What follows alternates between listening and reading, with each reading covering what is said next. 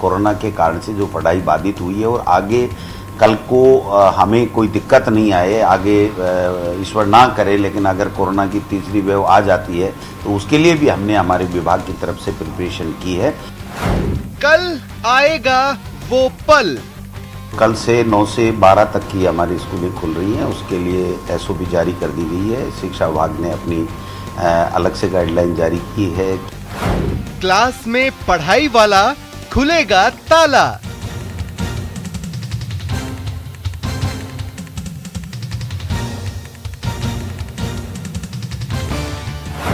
कंधों पर लौटेगा बस्ता, पकड़ेंगे स्कूल का रास्ता।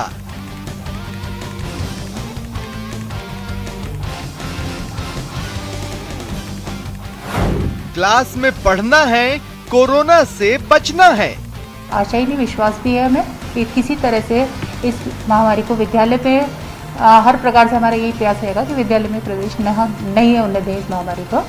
पीरियड की घंटी बनाम खतरे की घंटी।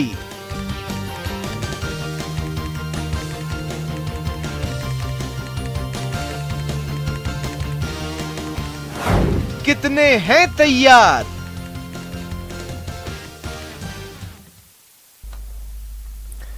स्वागत है आप सभी का, आपके साथ मैं हूं स्वप्निल। राजस्थान में 1 सितंबर से 9वीं से 12वीं कक्षाओं के स्कूल, कॉलेज, कोचिंग संस्थान खुल जाएंगे। इसके लिए दिशा निर्देश जारी हो चुके हैं। स्कूलों को कोरोना एप्रोप्रिएट बिहेवियर का पालन सख्ती के साथ कराना होगा। अभिभावकों के मन में कई सवाल हैं। शिक्षण संचालकों का कहना है कि सरकार की गाइडलाइन के मुताबिक पढ़ाई होगी। 1 सितंबर से स्कूल, कॉलेज तो खुलेंगे, लेकिन छात्रों पर स्कूल आने का दबाव नहीं होगा, यानी छात्र की मर्जी होगी कि वह स्कूल जाए या नहीं। इसके साथ ही शिक्षण संस्थानों में आने से पूर्व सभी छात्रों को अपने माता पिता या अभिभावक से लिखित अनुमति लेनी है। तो तैयारी कैसी है, आज बात इसी पर।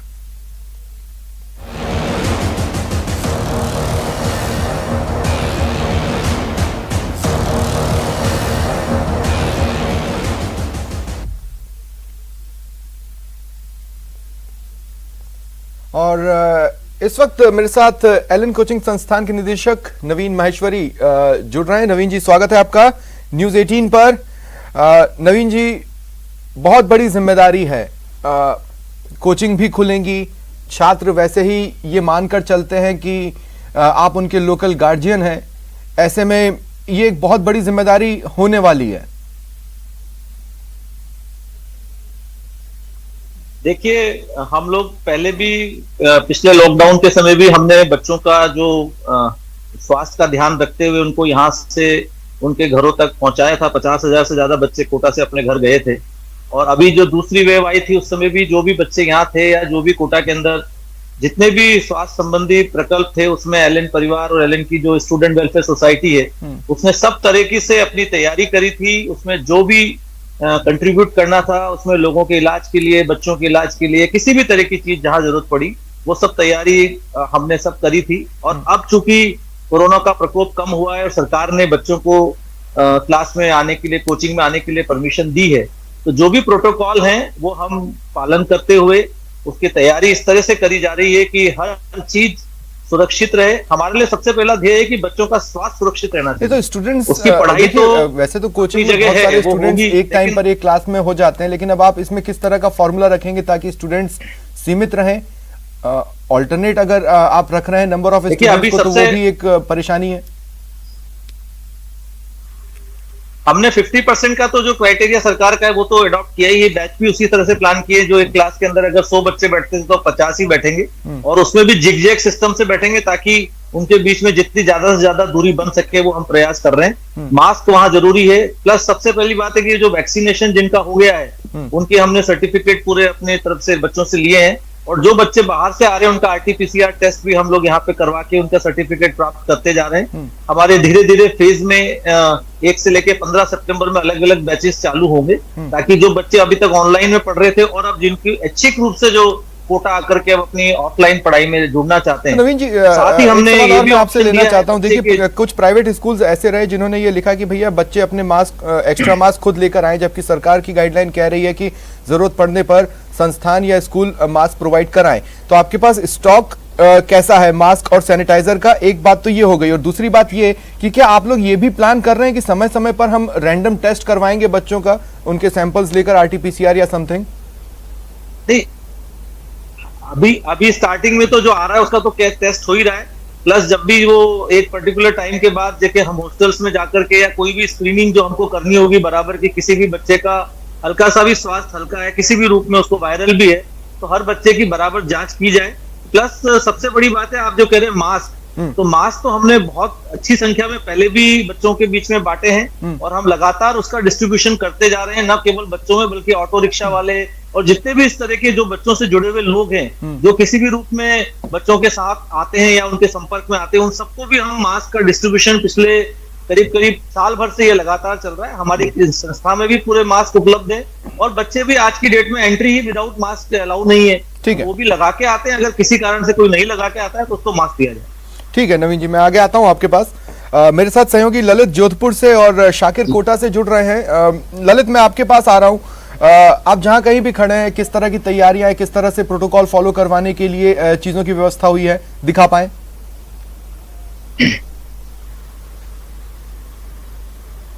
बिल्कुल स्वप्निल, मैं सदापुरा स्कूल में मौजूद हूँ, जहाँ पे चूंकि कल स्कूलें खुलनी है तो उसको लेकर पूरी तैयारियां कर ली गई हैं। तमाम स्कूल का स्टाफ यहाँ मौजूद है और मैं आपको दिखाऊं कि किस तरह तैयारियां हैं। हर क्लास के बाहर सैनिटाइजर की बोतल रखी गई है और उसके अंदर तमाम व्यवस्था की गई है। चूँकि सरकार की गाइडलाइन है कि 50% के तौर पर ही स्कूलें खुलेगी, तो ये सैनिटाइजर की बोतल आप देख सकते हैं। ये क्लासरूम है, क्लास के अंदर आप देख सकते हैं एक टीचर बैठी हैं, पूरी व्यवस्था की है।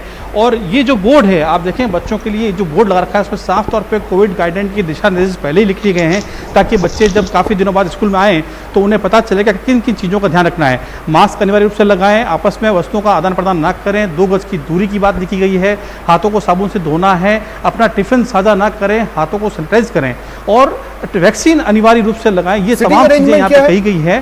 तो सिटिंग अरेंजमेंट क्या है? एक टाइम पे कितने स्टूडेंट्स होंगे और उनके बीच में कितना डिस्टेंस होगा?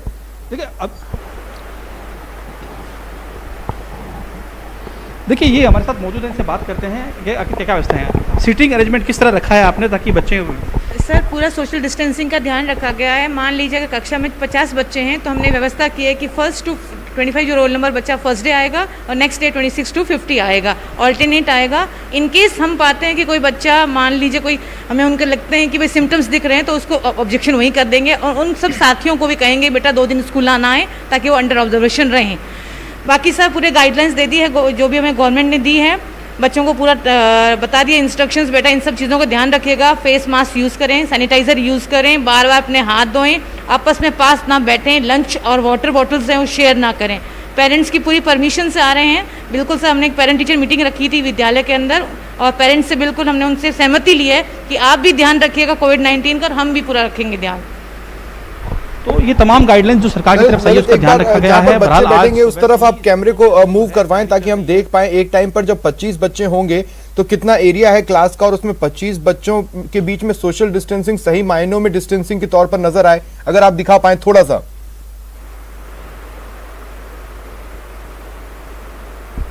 बिल्कुल सबने मेरे साथी कहूँगा, आमतौर पे यहाँ पे 50 बच्चों के बैठने की व्यवस्था है, लेकिन आप देखें 2 ही टेबल लगाई गई है यहाँ पे और टेबल की व्यवस्था की है। लेकिन ये करीब 20 बाई 20 का हॉल है जिसमें करीब 25 बच्चे जो है आराम से सोशल डिस्टेंस से बैठ सकते हैं। फिलहाल चूंकि आज तैयारी चल रही है तो काफ़ी बेंचेस काफ़ी दिनों से पड़ी है, 4 बेंचेस यहाँ पर लगाई है, लेकिन जो तैयारी की गई है कि सोशल डिस्टेंसिंग का ध्यान रखा जाएगा। जी सर, ठीक है ठीक है। शाकिर, मैं आपके पास आ रहा हूँ।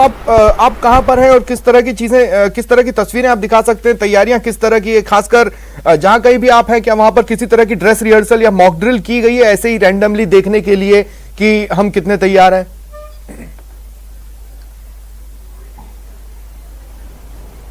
जी बिल्कुल स्वप्निल, मैं एक कोचिंग संस्थान में हूँ और ये तस्वीरें आपको दिखाना चाहेंगे किस तरह से, क्योंकि कोटा में लगातार बच्चों के आने का सिलसिला शुरू हो गया है। किस तरह से यहाँ पर एहतियात बरती जा रही है, किस तरह से तैयारियाँ जो की जा रही है वो तैयारियाँ जो है पूरी तरह से दिखाने की कोशिश करते हैं। ये मेन गेट है और इस गेट के यहाँ पर ही जो है थर्मल स्कैनिंग और इसके साथ साथ में जो है सैनिटाइजेशन का काम किया जा रहा है। इसके साथ साथ जो भी लोग यहाँ पर पहुँच रहे हैं, अभिभावक पहुँच रहे हैं, उनका पहले सैनिटाइज किया जा रहा है, उसके बाद में थर्मल स्कैनिंग की जा रही है और जब वो काउंटर पे आते हैं तो उसके बाद में यहाँ पर किस तरह की व्यवस्थाएं की गई है ये भी तस्वीरों के जरिए दिखाना चाहेंगे। सोशल डिस्टेंस मेंटेन रहे, इसके अलावा क्लास में बच्चों को जो है वो भी मेंटेन रहे, इसलिए 50% जो है बच्चों को बैठाया जाएगा। जहाँ तक बिल्डिंग्स की बात है तो कोटा में जो है कई सारी बिल्डिंग्स है, इसलिए सोशल डिस्टेंस में क्लास मेंटेन करना उसमें मुश्किल नहीं होगी, क्योंकि जिस तरह से यहाँ पर बच्चे पहुँच रहे हैं उसी लिहाज से तैयारियाँ की जा रही है। और मेरे साथ यहाँ के जो मौजूद हैं इनसे भी बात करते हैं। सर, क्लास में किस तरह से मेंटेन करेंगे? यहाँ तो नज़र आ रहा है अभी एडमिशन के टाइम तो मेंटेन दिख रहा है। क्लासेस के अंदर जो सरकार की गाइडलाइन है उसके तहत 50% कैपेसिटी से हम बच्चों को बैठाएंगे। नहीं, लेकिन शाकिर आपने जो तस्वीरें दिखाई उसमें छोटे छोटे पॉकेट्स में छोटे छोटे ग्रुप साथ में खड़े नजर आ रहे हैं, उनको थोड़ा डिस्टेंस पर रखने की कोशिश नहीं है?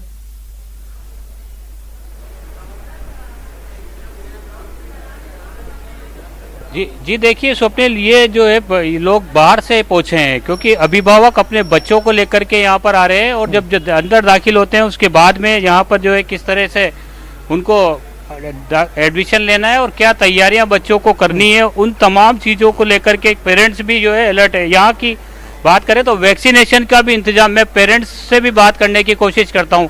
कहाँ से आए हैं आप लोग? सर, हम उत्तराखंड कोटद्वार से आए हैं। क्या लग रहा है आपको यहाँ इंतजाम बढ़िया है कोविड की सुरक्षा को लेकर? बिल्कुल बहुत बेहतरीन सर, जो है कोविड का पूरे जो है नॉर्म्स जो है उन्होंने उनका पालन करवा रखा है और बहुत बेहतरीन तरीके से जो है बड़ी अच्छी सुविधा। हम तो ऐसा सोच रहे थे कि इतना अच्छा हो गया, बहुत ही बेहतरीन तरीके से, तो वी आर हैप्पी। आप कहाँ से आए हैं?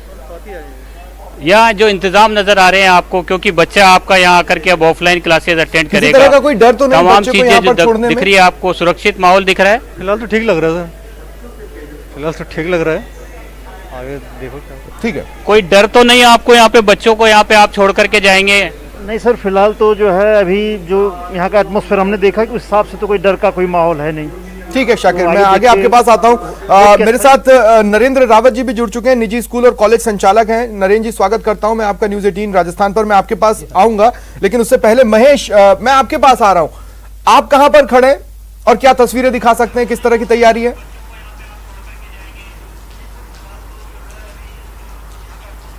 देखिए, मैं निजी विद्यालय में हूं जयपुर में, और यहाँ की तैयारियां आपको दिखाना चाहूंगा कि आज से ही विद्यार्थी जो है वो पूछताछ के लिए यहाँ पर जयपुर के स्कूलों में आने लगे हैं, और कल किस तरह से विद्यार्थियों को यहाँ पर आना है और कंसेंट किस तरह से लेकर के आनी है उसकी तमाम जो जानकारियां हैं वो यहाँ पर लेने के लिए स्टूडेंट्स यहाँ पर पहुँचने लगे हैं। और स्कूलों ने भी जो है खास बंदोबस्त यहाँ पर कर दिए हैं। सोशल डिस्टेंसिंग की पालना हो भले, या फिर तमाम जो क्लासेस को सैनिटाइज करना हो, बच्चों के हैंड सैनिटाइज करवाने हो, उनके टेम्परेचर चेक करने हो, ये तमाम जो चीजें हैं वो एसओपी की पालना के तहत यहाँ पर किया जा रहा है। स्कूल के प्राचार्य इस समय हमारे साथ में बातचीत के लिए मौजूद हैं। सर, किस तरह से जो दिशा निर्देशों की पालना है उसको आप एश्योर करेंगे, और जो अभिभावकों के मन में एक शंका है, जो कि कई अभिभावक ये कह रहे थे कि अभी भी स्कूल को नहीं खोला जाना चाहिए, उनको आप किस तरह से एश्योर करेंगे?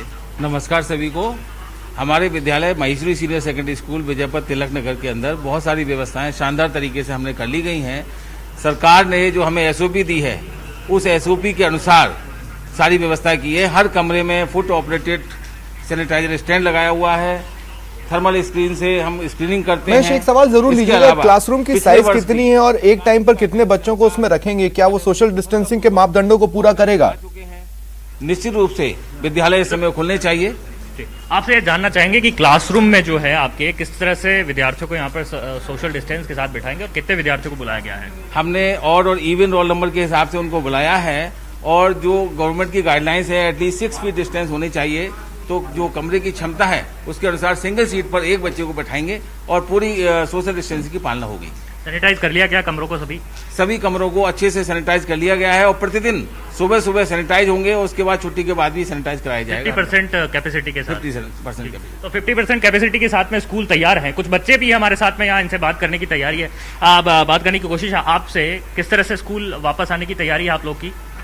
सर, मतलब अभी स्कूल आना है तो सैनिटाइज करना है, मास्क पहनना है, 2 गज की दूरी बनानी है, और किसी कोई प्रोडक्ट है 7-8 घंटे लगातार मास्क लगाकर रख पाएंगे ये बच्चे? पूछिए। मतलब 2 गज की दूरी बनानी है, और जब टीचर बैठाएंगे वही बैठना है, सिटिंग अरेंजमेंट होएगा स्कूल में। एक बात बताएं कि 7-8 घंटे का स्कूल चलेगा तो इस दौरान इतनी देर तक आप अच्छे से मास्क पहन पाएंगे? और सर वो पहनना पड़ेगा, क्योंकि अब स्कूल ने कहा है सोशल डिस्टेंसिंग करना पड़ेगा, और सर अगर बीमारी को कम करना है तो मास्क तो पहनना ही पड़ेगा। मास्क को लेकर के अवेयर हैं, बड़े बच्चे भी हैं यहाँ पर और कुछ पेरेंट्स भी हैं, आप अभिभावक हैं, आप अपने बच्चे के लिए यहाँ पर पहुँचे होंगे, किस तरह से आप मन में कोई शंका लगती है अभी भी स्कूल को लेकर के? सर, मैं इस स्कूल के किसी भी तरह की कोई मेरी परेशानी नहीं है। स्कूल में पूरा डिसिप्लिन है, पूरी तरह की एहतियात है। हमें आशा है कंसेंट फॉर्म कह रहा है कि अगर बच्चे को कुछ होगा तो उसकी जिम्मेदारी स्कूल की नहीं होगी, इसे लेकर अभिभावक क्या कहते हैं? किस तरह से आप लोग वापस से स्कूल आ रहे हैं, क्या मिस कर रहे थे इतने दिनों? इतने दिन से हम लोग स्कूल को ही मिस कर रहे थे और हम लोग बहुत हैप्पी हैं कि वापस रीओपन हो रहे हैं स्कूल, और हम लोग कोशिश करेंगे कि पूरी कोशिश करेंगे कि एग्जाम में भी वेरी वेल करें। देखिए, बच्चों में भी एक्साइटमेंट है यहाँ पर स्कूल पहुँचने का, लेकिन कंसेंट जो भरवाने की बात कही गई अभिभावकों के द्वारा, किस तरह से कंसेंट आप दे रहे हैं वापस अपनी बच्चों को स्कूल भेजने को लेकर के? सर, जैसा कि गवर्नमेंट का आदेश है, जैसा कि स्कूल वालों का आदेश है, हम उसकी पूरी पालना करेंगे, बल्कि उसमें सिक्योर रहने में तो हमें ही फायदा है। ठीक है, हमारी हेल्थ को नुकसान नहीं होगा। तो अभिभावक भी यहाँ पर तैयार है। मैं आगे आपके पास आऊंगा। नरेंद्र रावत जी, मैं आपके पास आ रहा हूं। देखिए, इंडियन कंडीशंस जो होती हैं उसमें होता ही है कि शुरुआत में तो सब चंगा चंगा दिखता है, लेकिन जैसे जैसे समय बढ़ते हैं ढिलाई बरतना चालू हो जाती है, चीज़ों में खामियां निकलनी सामने आने लगती हैं। कोविड के साथ वॉर में ये नहीं हैंडल किया जा सकता, ये टैकल नहीं किया जा सकता, ये बड़ी चूक होगी। तो हर रोज मशीनरी उतनी ही मुस्तैद हो जैसे आज दिख रही है या कल सुबह पहली पाली में दिखेगी, वो कैसे सुनिश्चित करेंगे आप? सर देखिए, स्कूल तो पहले ही खुल जाने चाहिए थे और हम लोग पहले भी रेडी थे और आज भी रेडी है, और ये हम लोगों के लिए एक बहुत बड़ी चुनौती है कि बच्चों की सुरक्षा को ध्यान में रखते हुए हमें एक बेहतरीन एजुकेशन देना, और ये हम सभी स्कूल वालों के लिए और मैनेजमेंट कमेटी के लिए एक चुनौती है। और मुझे पूरी उम्मीद ही नहीं, पूरा विश्वास है कि इस चुनौती पर हम लोग सभी खरे उतरेंगे। नहीं, लेकिन चुनौती की कितनी रिस्पॉन्सिबिलिटी आपने अपने ऊपर रखी है? क्योंकि कुछ स्कूलों के जो कंसेंट फॉर्म है उसकी लैंग्वेज इतनी स्ट्रांग है कि भाई स्कूल को आप रेस्पॉन्सिबल नहीं ठहरा सकते, मास्क भी आप ही एक्स्ट्रा भेजिए, ज़रूरी नहीं है कि हम प्रोवाइड कर पाएँ, इस तरह की चीज़ें। कंसेंट फॉर्म की लैंग्वेज बड़ी स्ट्रांग है, तो उसमें यह समझ पाना मुश्किल है कि आप लोग खुद कितनी जिम्मेदारी उठाने को तैयार है सचमुच में। सर, मैक्सिमम स्कूल्स रेडी हैं स्कूल के फेवर, स्कूल ओपन के लिए, और कल स्कूल ओपन हो रहे हैं। मैं चाहता हूं कि आप लोग विजिट करें, पर्सनली स्कूल्स में जाएं और देखें किस तरीके से, बेहतरीन तरीके से हम लोग स्टार्ट करते हैं। और पहले भी हम लोगों ने स्कूल जनवरी फरवरी के टाइम पे बहुत बेहतरीन तरीके से स्टार्ट किया था और बहुत ही सक्सेसफुल भी रहा था स्कूल हमारा। ठीक है, नवीन माहेश्वरी जी, देखिए अब होगा क्या, जब तक बच्चा आपके कोचिंग सेंटर के अंदर है तब तक तो आप उस पर नजर रख रहे हैं, फिर वो वहां से हॉस्टल जाएगा, उसको अपना खाने पीने की भी जरूरतें हैं, हो सकता है वो टिफिन लगवा लें, और फिर वो हॉस्टल से अगले दिन वापस कोचिंग सेंटर भी आएगा।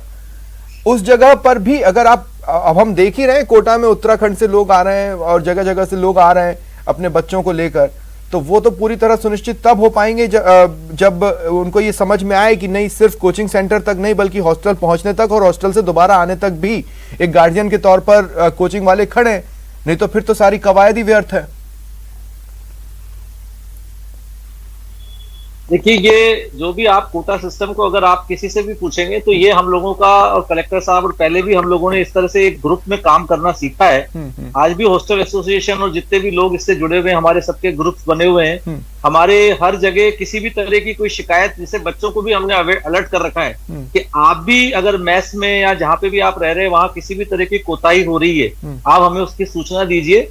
हमारी विजिलेंस टीम और जिसमें पुलिस प्रशासन का भी हमें पूरा सहयोग रहता है, वहां जाकर के उसके लिए जो भी आवश्यक कार्रवाई वो करती है। और पहले भी 2-4 हॉस्टल में जब पिछले लॉकडाउन के समय कुछ इस तरह के बात आई थी या केस आया था, तो उस तरह की कार्रवाई वहां पे प्रशासन ने भी करी थी, लेकिन उसके लिए अलर्ट हम लोग सब हैं। और आपको ये भी बता दूं, मेरा डर क्या है ना कि पहले दिन या शुरुआत के 10-15 दिन 20 दिन तो सभी बहुत दिखाते हैं कि हम पूरी तरह तैयार हैं, लेकिन उसके बाद लैप्सेस देखने को मिलते हैं। ये बहुत आम बात है, हमने हर जगह देखा, हर तरफ देखा, हर चीज में देखा, हर फील्ड में देखा। तो वो ना हो उसके लिए क्या करेंगे आप? मैं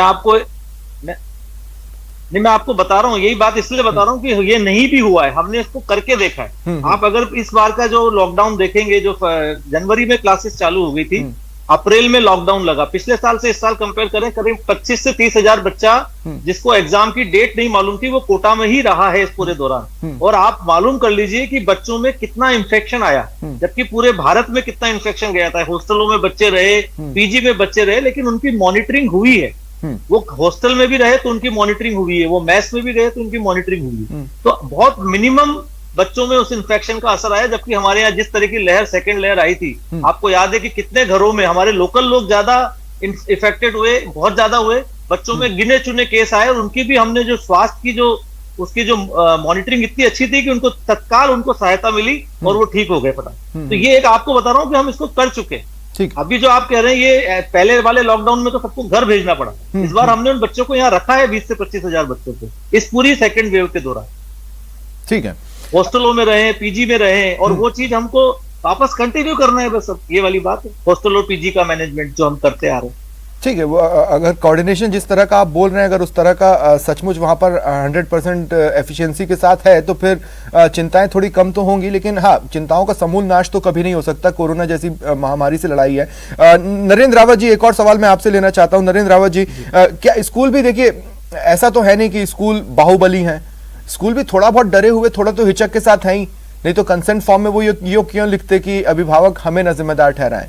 तो वो डर, वो हिचक गलतियां करने से रोक पाएगा या गलतियां करवा ले जाएगा? सर, टीचर कभी नहीं डरता, पहली चीज, और वो हमेशा मोटिवेट करता है, गाइडर होता है। और भारत के भविष्य बच्चे, ये हमारी जिम्मेदारी बनती है कहीं ना कहीं। और मैं पेरेंट्स को भी इसके लिए कहूंगा कि वो भी बच्चों को प्रॉपर गाइडेंस दे। और हम लोगों ने स्कूल में तो एक तीखा सवाल नरेंद्र रावत जी, जिसमें मुझे उम्मीद है बुरा नहीं मानेंगे, लेकिन एक तीखा सवाल जरूर मैं आपसे लेना चाहता हूं, सिर्फ ये कि क्या वाया स्टूडेंट्स पेरेंट्स पर फीस को लेकर दबाव बनाने की कोशिशें भी होंगी? नहीं सर, ऐसा बिल्कुल भी नहीं है। ऑनलाइन में भी फीस कहीं ना कहीं पेरेंट्स जमा करा ही रहे हैं। और ये ऑफलाइन, सर देखिए, मैंने पहले भी बताया था और अभी भी यही बात बता रहा हूँ, भारत के भविष्य बच्चे, कितना नुकसान हो रहा है बच्चों का एजुकेशन को लेके, कितना बाल शोषण हो रहा है, बाल मजदूरी बच्चे भारत में कहीं ना कहीं इसकी संख्या बहुत ज़्यादा बढ़ती जा रही है। 15 लाख स्कूल बंद हो चुके हैं, 245 मिलियन बच्चे एजुकेशन से प्रभावित हो चुके हैं इस कोविड-19 में।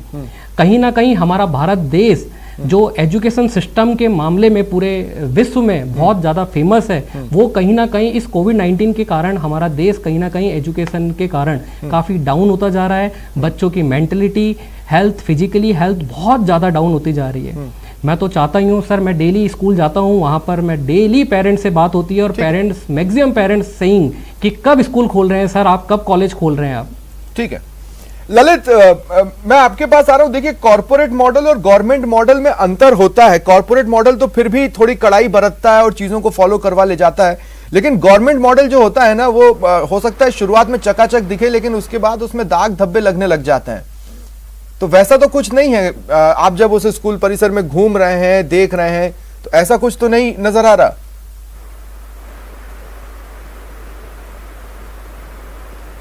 देखिए सबसे सुबह से ही हम इस स्कूल में आए थे, तब देखा था कि तमाम सफाई व्यवस्था चल रही है, क्योंकि काफ़ी दिनों से जो क्लासेस के रूम थे वो लॉक थे। लेकिन आज इस रूम को देखें आप, इस रूम को कहा जा रहा है कि 2 दिन से लगातार इसको साफ़ सफाई की जा रही है और तब जाके ये रूम साफ़ सफाई में दिख रहा है। लेकिन इस स्कूल में करीब करीब 20 कमरे हैं, 20 कमरों को साफ़ करके पूरा लॉक किया गया है और इस बात की ध्यान रखी गई है।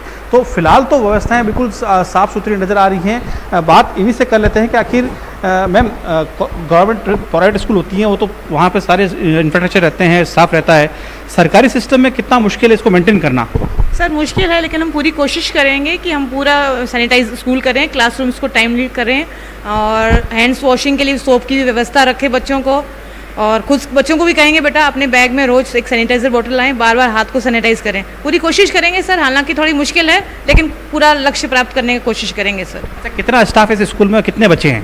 सर बच्चे तकरीबन सर 550 के आसपास हैं। अपने दर्शकों से, ललित, हमारे दर्शकों ने भी देखा, बात करते करते आप जिनके साथ हैं उन्होंने अपना मास्क नीचे कर लिया। अब देखिए, कंटिन्यूस जब बच्चों को पढ़ाना होगा तो इस तरह की चीजें आएंगी और हो सकता है भूलवश मास्क नीचे कर लें, या बच्चे भी इस तरह, अब क्योंकि 7-7 घंटे मास्क लगाना बच्चों के लिए भी उतना आसान नहीं होगा। वो घर में है या इधर उधर हैं तो वो मास्क हटा देते हैं, लेकिन अगर इस तरह की चीजें रहेंगी तो एक डेंजर तो बना रहेगा। मैं शाकिर आपके पास आ रहा हूं और शाकिर मेरा सवाल आपसे ये है कि अमूमन जो कोचिंग सेंटर्स हैं या जो स्कूल्स हैं वो अवॉइड कर रहे हैं कि बस, ऑटो या कैब फैसिलिटी को जितना हो सके मिनिमम पर रखा जाए, जिसका मतलब यह है कि स्टूडेंट्स अपने कन्वीनियंस से पहुंचेंगे सेंटर्स तक। इस पर अगर आप रिएक्शन ले पाए।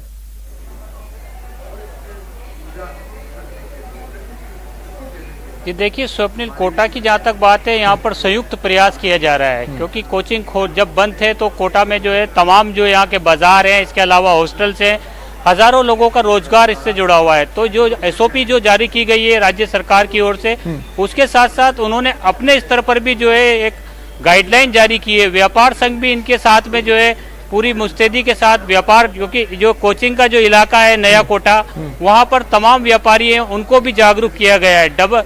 दोनों वैक्सीन जिन लोगों के लगी हुई है उन स्टाफ को इन्होंने अलाउ किया है। सिर्फ कोचिंग की बात नहीं है, हॉस्टल्स में जो है हॉस्टल का टॉप फ्लोर जो है उसको क्वारंटाइन सेंटर बनाया गया है कि अगर किसी तरह से किसी बच्चे की तबीयत खराब होती है तो उसको ऊपर शिफ्ट किया जाएगा, खाना उनके कमरों में भेजा जाएगा।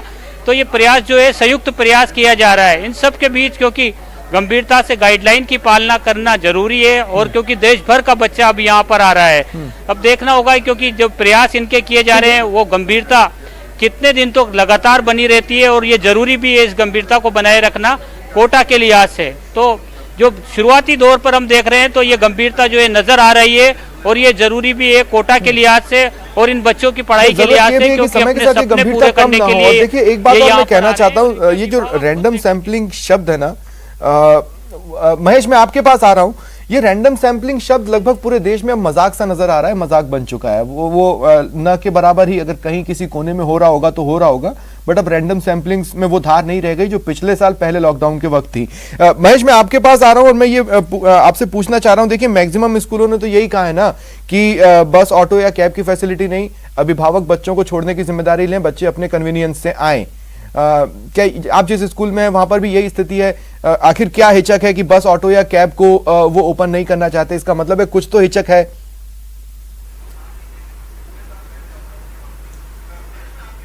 देखिए बिल्कुल, ये सीधा सवाल मैं जो यहाँ के स्कूल संचालक हैं उनसे ही लेने की कोशिश करूंगा कि बस, ऑटो, कैब की जो बात कही जा रही है कि जो विद्यार्थी हैं वो किस तरह से स्कूल पहुंचेंगे जब ये आप इनको अनुमति नहीं दे रहे हैं, तो ऐसे में किस तरह से बंदोबस्त रहेगा? अभिभावकों के लिए भी ये चिंता का विषय है, और स्टूडेंट्स किस तरह से यहाँ पर स्कूल जिस तरीके से एसओपी में आया है कि जो कैपेसिटी बस की है, एक सीट पर एक बच्चा बैठ के आएगा, हमने पहले चेक कर लिया है कि वो वैक्सीनेटेड है, ड्राइवर एंड कंडक्टर या ऑटो ड्राइवर वैक्सीनेटेड है। उसके बाद एक सीट पर एक की जो कैपेसिटी है एज पर एसओपी, उसकी हम अनुमति देंगे, उसके अलावा कोई अनुमति नहीं देने वाले। ऐसे में तो वाहनों की संख्या उस अनुरूप है नहीं, और इतने विद्यार्थी हैं जो किस तरह से वो आना उनका संभव हो पाएगा? नहीं, जिस तरीके से सरकार ने आधे घंटे का अंतराल हमें दिया है 9th और 11th का मॉर्निंग में, उसके बाद 10th और 12th का, तो उसी अनुरूप में ज्यादा वाहन नहीं आ पाएंगे, और बाकी व्यवस्था हम यहाँ पर गार्ड और टीचर्स की व्यवस्था लगाकर उसको मेंटेन करने के पूरा। अच्छा, जो कोर्सेज डिस्टर्ब रहे हैं, आपको लग रहा है कि वो अब ठीक तौर पे पटरी पर आ पाएंगे? जो पढ़ाई इतने वक्त से डिस्टर्ब चल रही है,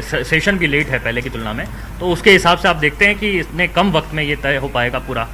निश्चित रूप से होगा सर, कुछ एक्स्ट्रा क्लास कंडक्ट कराई जाएंगी। इसके अलावा ऑनलाइन क्लास लगातार जुड़ी हुई थी, लगातार बच्चा पढ़ रहा था, लेकिन काफी समय से घर पर बच्चा बैठा होने के कारण इंपॉर्टेंट है महेश। इसीलिए मैं नवीन माहेश्वरी जी एक बार फिर आपके पास आ रहा हूं। देखिए आपकी कोचिंग में भी सब्जेक्ट वाइज स्पेशल ट्रीटमेंट या एक्स्ट्रा क्लासेस की बात कई बार उठती है बच्चे के परफॉर्मेंस के हिसाब से, वो एक एडिशनल टास्क होगा नवीन जी? देखिए ये तो हमारी कोचिंग का एक फीचर ही होता है। हमको एक प्रॉब्लम काउंटर, जिससे हम एक्स्ट्रा क्लास भी बोल सकते हैं, वहां पे हमेशा 1-to-1 बच्चे के पास एक व्यवस्था रखनी पड़ती है। तो हमारे जितने भी कैंपस हैं उसके अंदर अलग अलग बाहर इस तरह के ओपन में प्रॉब्लम काउंटर पे टीचर्स अवेलेबल रहते हैं। वो आप उसको, जिसको भी कुछ शॉर्ट फीलिंग है या कुछ लग रहा है कि मेरा ये सिलेबस छूट गया है या मैं इसको नहीं समझ पाया हूँ, तो वो बच्चा वहां पे आकर के अपना वो समाधान प्राप्त कर सकता है। और ये आज से नहीं, ये तो हमारा परसों से ये फीचर हर कोचिंग के अंदर यहाँ कोटा में होता है। ठीक है, चलिए शुक्रिया आप सभी का मेरे साथ जुड़ने के लिए और इस चर्चा में शामिल होने के लिए। तो देखिए प्रथम दृष्टि आया, मैं ये कहूं कि प्रारंभिक तौर पर तो ये दिख रहा है कि गंभीरता के साथ प्रयास किए गए हैं। देखिए हर कोई चाहता है कि जिंदगी पटरी पर लौटे, उसके डर सिर्फ इस बात का है कि जिंदगी पटरी पर लौटने के बाद अगर तेजी से भागेगी तो गड़बड़ियां हो सकती हैं। उससे बचना बहुत जरूरी होगा। बहुत बहुत शुक्रिया आप सभी का मेरे साथ जुड़ने के लिए। फिलहाल इतना ही, नमस्कार।